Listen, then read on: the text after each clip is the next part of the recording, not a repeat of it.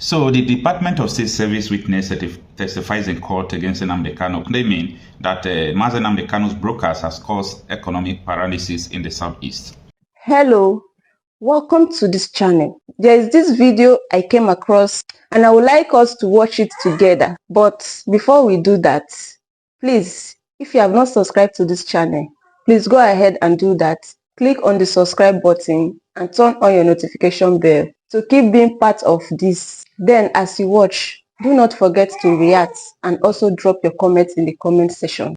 So the Department of State Service witness testifies in court against Nnamdi Kanu, claiming that Mazen Nnamdi Kanu's brokers has caused economic paralysis in the southeast. I was supposed to do this video before now, but because of time factor, though I mentioned this in my previous video, but I did not discuss it, in depth. Now, I'm not a lawyer. This is a disclaimer. I'm not a judge. Most of the things I said here is from my own opinion, and I am not responsible for what you understand. So don't misunderstand me. Now, what the DSS want to drag out of this issue is all about Nnamdi Kanu is making or made a brokers that led people to sit at home. But the issue here is laughable. So laughable, like the issue of radio equipment. Just like importing radio equipment is not a terrorism. It could be, you can call it a crime. Maybe you invade custom duty, all those things, but it's not a terrorism act. But it's part of the things they filed against Nnamdi Kanu as a terrorism act. Now, the call for civil disobedience is enshrined in every country's constitution, unless maybe the country is practicing dictatorship or autocratic regime. Even most military regimes allow civil disobedience, like Burkina Faso. Now, if the Department of State Service is trying to narrow down to the issue of sit at home, that it led a lot of businesses to shut down, yes, issue of sit at home is a voluntary something. The issue of sit at home is a civil disobedience. And here we go. Was it not military men? I have these videos. I have the proofs. Was it not military men and policemen that were caught, enforcing sit at home? I think, the councils to Nnamdi Kanu should be very wise about all these things, because, in fact, almost everything that these people are just bringing against Nnamdi Kanu is what is in the public domain. People already know who are the people who are causing havoc about this. There is nothing wrong if people come out to protest or people started. If you want to sit at home for 2 years, it's not a crime. It's a civil disobedience. Then, my friend was going to Abia State one Monday, and police met him on the road. Police was telling him, "Don't you know that today is sit at home? Where are you going? Can't you sit in your house?" I said, "What sort of rubbish is that?" So police duty now is to enforce sit at home in the southeast, and later they will say it is IPOB that is enforcing sit at home. Of course, if you want to go out, do what you want to do, you do it at your own will, at your own risk, at your own, protection. But I so much believe that protest, civil disobedience, all these things supposed not to, be a crime. And that is what the DSS is bringing forth, before the public, that Nnamdi Kanu's brokers caused, economic hardship in the southeast. Now, this is the article that, reported this. It reads that the Department of State Service witness testifies in court, claims Nnamdi Kanu's brokers caused economic paralysis in the southeast. And this is what it reads, that the Department of State Service DSS has told the Federal High Court in Abuja that the brokers made by Mazen Nnamdi Kanu, the leader of the indigenous people Biafra IPOB, allegedly contributed to the economic paralysis of the Nigerian southeast region. So how are you going to prove that it was the brokers that caused economic paralysis in the southeast? Did Nnamdi Kanu, personally come or went to people's homes to tell them not to come out? All right, the article continues that the DSS operative made the claim while testifying as the fourth prosecution witness before Justice James Omotosho on Friday, that is today. Led in evidence by Prosecution Counsel Chief Adegboyaga Awomolo San, the witness claimed Kanu's inflammatory brokers incited the enforcement of IPOB's sit-at-home orders by its militant wing, the Eastern Security Network (ESN). From my investigation, he said, the defendants' brokers directly contributed to economic paralysis in the Southeast as they fueled the enforcement of IPOB sit-at-home order, the operative said. According to the operative, Kanu's allegedly smuggled a radio transmitter into Nigeria, concealing it within household item to avoid detection by the Nigerian Customs Service.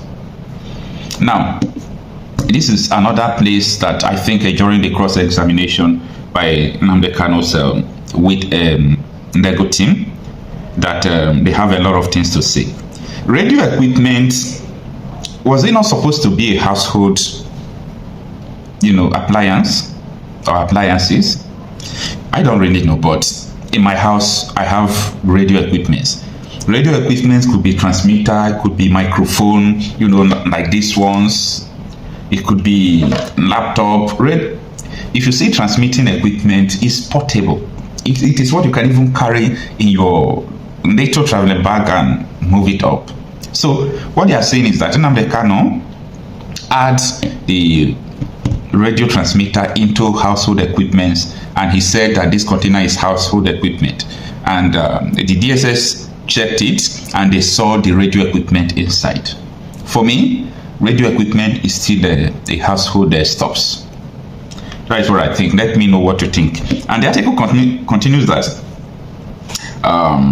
okay, the transmitter, which was purportedly hidden in the residence of Benjamin Madobogun in Ihia, Anambra State, was said to be used by Kanu to broadcast propaganda and incite violence against the federal government. And this is what they said. They said, we obtained a search warrant and searched Benjamin's residence and recovered the transmitter along with other items, including firearms, cartridges, Biafra currency, and Indian hemp, the witness added.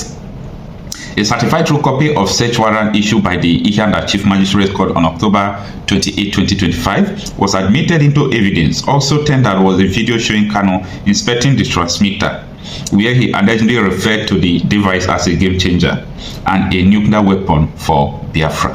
Thank God that it is the radio equipment he called the nuclear weapon of Biafra. So if someone could call a mere radio equipment the nuclear weapon of Biafra, it's an indication that his struggle has nothing to do with armed struggle or armed conflict. If radio broadcasting equipment is the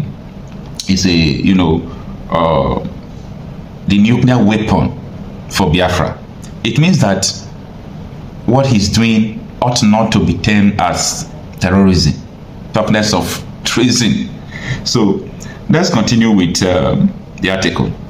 In the footage, Kanu was seen threatening violence against Southeast residents who defy IPOB sit-at-home directive scheduled for May 31st, 2021. The court also accepted the evidence, a flash drive containing 18 video clips and 16 radio broadcasts attributed to the IPOB leader. Additionally, the prosecution presented the statement of Benjamin Madobogo, in which he confirmed that no custom documentation was provided for the transmitter. In a controversial development, the court admitted a Vanguard newspaper publication where an alleged ESM member claimed that Kanu had ordered the collection of 2,000 human hairs for burial rites, although only 30 were reportedly obtained. The defense, led by Dr. Onyechi Pazo, Senior Advocate of Nigeria, objected to the admissibility of the article, but it was admitted alongside a certificate of compliance. So the article continues, but let me stop to explain this place very well. Now, the next court date, I think it is the inspection of the radio equipment, and the following day will be the cross-examination, of all this evidence presented. This thing is going to be a little bit longer that we think, because this has to do with the prosecution presenting evidence. The defense have to defend against the evidence presented by the prosecution team. So I think this thing is going to be even longer than we think or expected. So the bone of contention in today's court is that about the radio equipment they said they brought. They said that the container Nnamdi Kanu searched, that the radio equipment, and Nnamdi Kanu said it is the nuclear weapon of Biafra. And they said the other person, his name is Benjamin, that they saw cartridges and pump action with him, but not with Nnamdi Kanu. And what else? And also, they said Nnamdi Kanu's brokers caused a lot of economic wreck in the southeast. And also, the Vanguard newspaper that said that that quoted one Benjamin that said Nnamdi Kanu demanded 2,000 heads for burial right. That is Ogbono people now. That Nnamdi Kanu demanded 2,000 heads for burial right, and only 30 people, were beheaded. I think the person who came with such evidence in court should be able to provide the 30 heads that were presented, should be able to provide someone who says so, and so on and so forth. Anyway, what do I know? As I said before, I'm not a lawyer, I'm not a judge, but if you claim that it is true that 30 people were killed, you need to provide where 30 people were killed, the names of those people who were killed.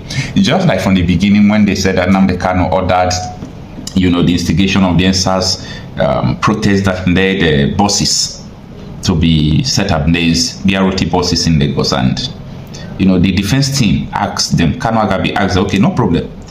What you said, bring the plate number of the buses. Let's start from there. They said they don't know. They don't have the plate number. So the issue of a court issue, all this court case is very complicated. Thank you for watching this video. Please leave your contribution in the comment section and also do well to subscribe. I'll see you in my next video.